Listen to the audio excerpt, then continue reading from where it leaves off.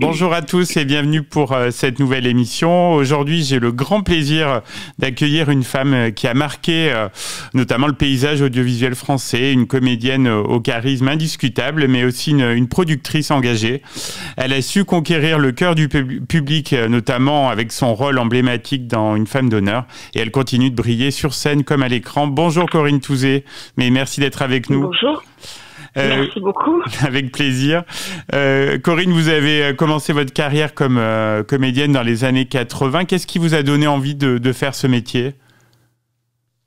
Alors ma rencontre avec ce métier vient d'un professeur de français dont j'ai déjà pas mal parlé, mais je suis toujours obligée de revenir à lui parce qu'il a ouvert un club de théâtre au lycée. D'accord. Et j'avais jamais imaginé une seule seconde de faire ce métier. Jamais je voulais être vétérinaire. Ah oui. Jusqu'à ce que je participe à ce club de théâtre. Et le hasard de la vie a voulu, parce que je crois quand même qu'on a tous un destin, quel que soit notre métier, le hasard de la vie a voulu que le rôle principal soit masculin. C'est une comédie de Molière. On avait décidé de monter un spectacle scolaire. Et aucun des garçons de la classe ne voulait l'interpréter. Ah oui, d'accord. Et je ne sais pas, mais vraiment, sur ce que j'ai de plus cher au monde, je ne sais pas ce qui m'a pris. Je ne sais pas pourquoi j'ai dit oui, je ne sais pas pourquoi je l'ai fait, parce que je m'en souviens pas en fait du tout. Mais il s'avère que j'ai joué donc un vieux monsieur de 80 ans, je devais avoir 14 ans. D'accord, ah oui, en effet. Donc voilà, et ça a démarré comme ça. Et en fait, ce qui s'est passé, parce qu'on n'a pas le temps, c'est que j'ai eu un plaisir énorme, et que j'ai découvert quelque chose, mais c'était pas du tout prévu, quoi. Programmé, voilà. Ouais, ok. Voilà. Quel souvenir vous gardez de vos tout premiers rôles à la télévision ? Oh, je garde que du bonheur parce que le premier rôle, c'était Marion Sarraud, qui était metteur en scène, qui a compté dans ma carrière pendant des années, puisqu'après elle a réalisé des épisodes de Femme d'honneur. Oui. Mais c'était une amie, c'est une femme qui est partie là il y a 2 ans, mais mes premiers rôles, je les ai adorés. D'abord parce que je n'ai eu que des rôles principaux dès le départ. Oui. Donc ma première série, c'était une série pour France Télévisions qui s'appelait Marianne, une étoile pour Napoléon, dont nos papiers et mamies se souviennent encore parce qu'ils m'en parlent encore. Oui. Ils viennent me voir au théâtre. Et puis après, il y a eu Hôtel de police. Enfin, il y en a eu plein, les Scorpionnes, etc. Et en fait, on ne me parle que de la femme d'honneur, mais j'en suis très très fière. Mais elle est arrivée très tard parce que j'ai démarré en 81 et la femme d'honneur date de 94. Mais il n'y a pas de souci, c'est normal parce que les débuts, on est moins connus, donc les gens font moins attention. Oui. Voilà. Et au cinéma, mes débuts, je les aime. Oui, ils sont très bien vos débuts, Corinne. Ouais. Votre tout premier rôle au cinéma, donc c'était dans La Rumba en 87. Qu'est-ce que ce tournage a représenté pour vous à l'époque ?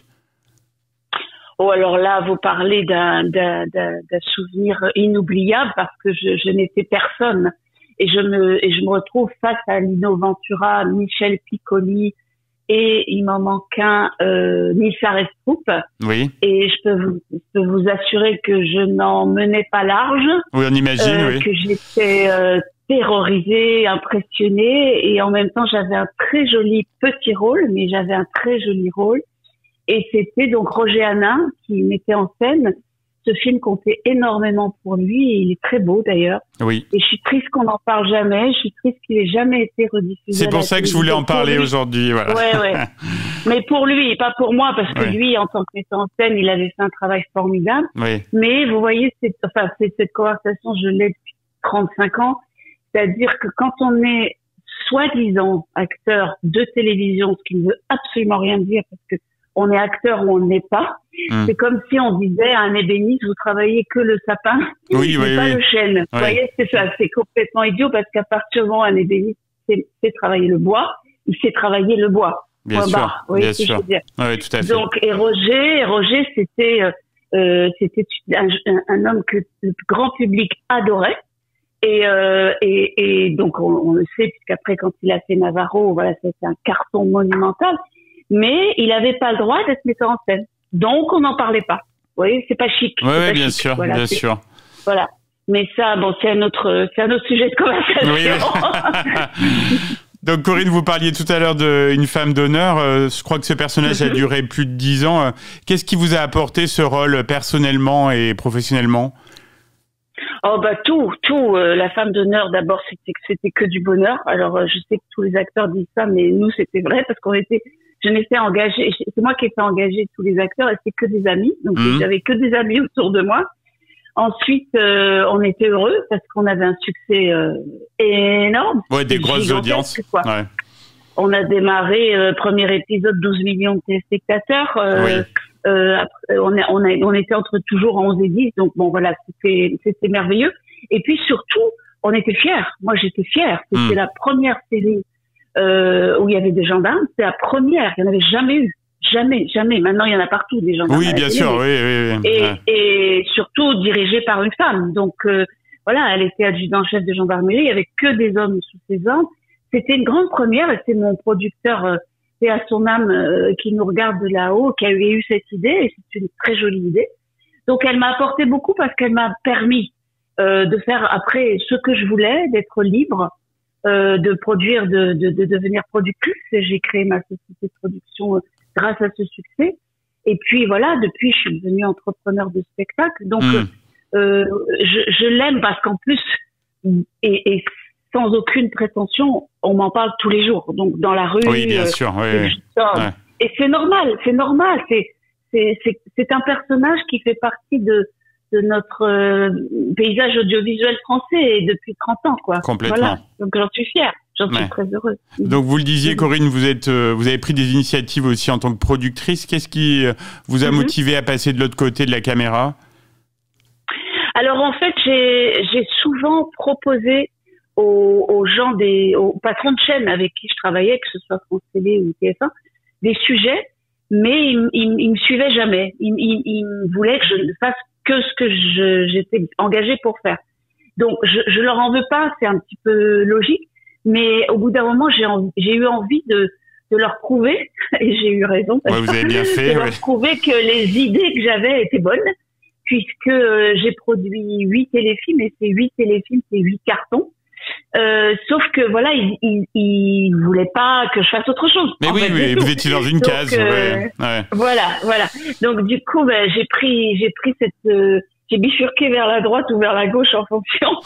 et puis je suis fière de ça. Et c'est vrai que ça a été un besoin, je pense, à un moment de prouver que j'en étais capable. Vous voyez, c'était surtout ça. D'aller jusqu'au bout. C'est comme quand vous fixez un objectif, quel que soit votre métier, hein, ça peut être le vôtre comme le mien. Vous dites ça, je vais tout faire pour y arriver, et puis vous essayez de le faire. Après, ça marche pas, c'est pas grave, mais il faut vous avez tenté, voilà. Moi, c'est ce que je dis aux gamins qui m'écrivent. J'en ai beaucoup qui m'écrivent, qui écrivent à tout le monde, mais qui m'écrivent à moi. En tout cas, je leur réponds systématiquement, et je leur dis toujours qu'il faut essayer. Il faut toujours essayer. Voilà. Bien sûr. Vous avez une très belle carrière au théâtre également, et d'ailleurs vous avez une actualité très riche en la matière. Ben oui, c'est vrai, c'était pas prévu ça. C'est-à-dire qu'on a créé, on a joué tous ensemble un spectacle pendant 1 an au Théâtre de Paris qui s'appelle le Duplex, avec Pascal Légitimus, Annie Dupéret, Francis Perrin et moi, et ça a été un succès. C'est pas un succès, ça a été un triomphe auquel on s'attendait pas. Il y a une belle équipe. Ouais, c'est vrai, j'avoue, mais on avait signé pour 45 représentations. D'accord. Donc après, on nous a demandé de revenir. On en a fait 25 de plus. Et puis, on est tous rentrés chez nous. Et puis, on nous a demandé si on pouvait revenir en septembre. Donc, on a dit oui. Et puis, on a fini le 22 février. Donc, en fait, on a joué 1 an. On a été énormément heureux. Et on va repartir. Donc, on va partir plutôt en tournée de septembre à décembre dans toute la France. Oui, j'ai vu les dates sur votre site. Voilà, on peut les retrouver. Voilà, et la Suisse. Alors peut-être, je sais pas s'il y en a près de chez vous. Alors j'ai regardé, il y en a pas très loin, pas en Auvergne, mais pas très loin. Hein. On peut venir vous voir, voilà. Bon. Ça me ferait plaisir, en tout cas, que vous veniez. Ça me ferait très plaisir de vous inviter. Et du coup, comme chaque année, mais j'ai pas pu à cause du Duplex faire le Festival d'Avignon l'année dernière. Donc j'ai une création, donc une vraie création parce qu'on l'aura jamais joué. On va faire le Festival d'Avignon avec une pièce que j'ai fait écrire qui s'appelle Ken ou comment rencontrer l'homme de sa vie en 2025, parce qu'avec les sites de rencontres et tout ça, c'est très compliqué. Oui, ça a changé pas mal. Surtout pour notre génération. Ben vous êtes jeune, mais bon, pour notre génération, c'est un peu compliqué. Et du coup, ça parle de ça parce que ça me touche énormément. J'avais vraiment besoin de parler des seniors, des plus de 60 ans qui sont un petit peu perdus, qui ont perdu leur femme, qui ont divorcé, qui ont envie de trouver un nouvel amour, une nouvelle relation et qui ont du mal. Il y a plus les balles, il y a peut-être des balles en Auvergne. Mais oui, il y en a encore un peu, mais c'est plus les jeunes. Ah, quel bonheur. C'est plus pour les jeunes quand même, voilà. Ah bon, d'accord. Parce que ça, c'était chouette. Moi, je suis de la Cambrousse et c'était merveilleux. Les balles, je m'en souviendrai toute ma vie. Et il y avait des boîtes de nuit, mais maintenant, les boîtes de nuit, il y a plus de seniors. Il y en a de moins en moins, aussi, Voilà. Donc, voilà. Et ça parle de ça et j'en suis très fière. Vraiment, j'ai hâte de savoir comment ça va se passer. Donc ça, c'est à Avignon, alors. C'est au Festival d'Avignon. C'est du 4 au 26 juillet et c'est mis en scène par Virginie Lemoine. Voilà. Ah, qu'on aime beaucoup, ouais. Évidemment. Voilà.